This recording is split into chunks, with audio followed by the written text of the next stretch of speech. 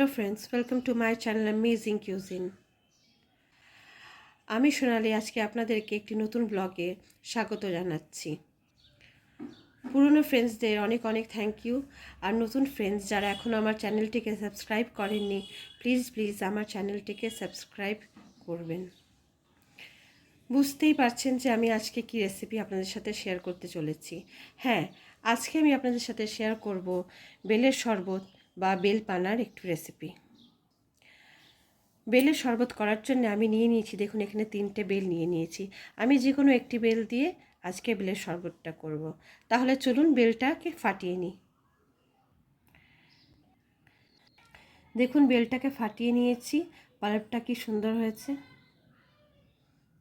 এবার এটাকে আমি স্পুনের সাহায্যে একটি বলে বের করে নেব। দেখুন পাল্পকে আমি বের করে বেলের থেকে একটি পাত্রে নিয়ে নিয়েছি। এবার বেলের মধ্যে যে আঁশগুলো আছে আর যেই সিডগুলো আছে সেটাকে আমি ছাড়িয়ে নেব। তার জন্য আমার কি করতে হবে, সবার আগে আমি অল্প একটু এতে জল দিয়ে দেব। অল্প সামান্য জল দিয়ে হাতের সাহায্যে এটাকে ভালো করে মিক্স করে এর থেকে সিড আর আঁশগুলো যেগুলো রয়েছে এর মধ্যে, এগুলোকে বের করে নিতে হবে।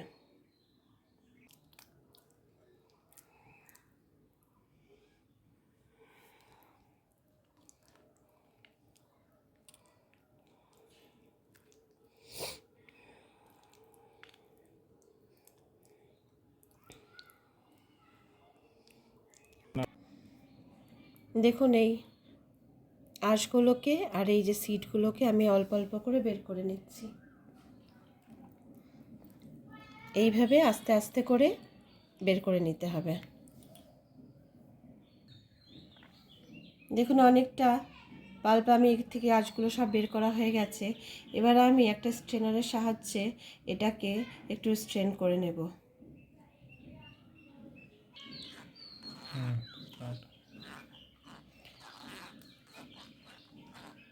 দেখুন স্ট্রেনারের সাহায্যে এটাকে আমি ভালো করে ছেনে নিয়েছি।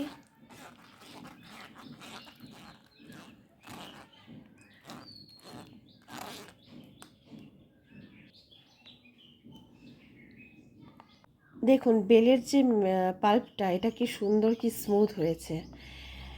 এবার আমি এতে দিয়ে দেব অল্প পরিমাণে ঠান্ডা মিল্ক। ঠান্ডা দুধ ইউজ করলে স্বাদটা খুব ভালো হয়।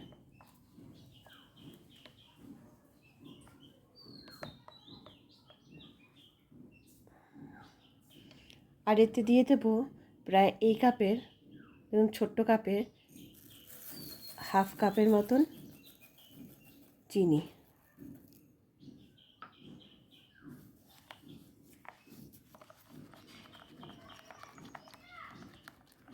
আর এটাকে ভালো করে মিক্স করে নেব।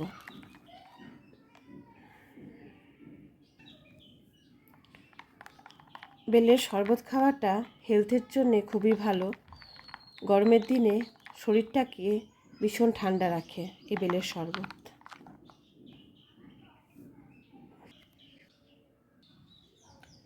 দেখুন আমার বেলের শরবতটা রেডি হয়ে গেছে।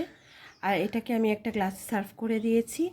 আর এখানে আমি দিয়ে দিয়েছি পুদিনা পাতা দিয়ে আমি এটাকে গার্নিশ করলাম।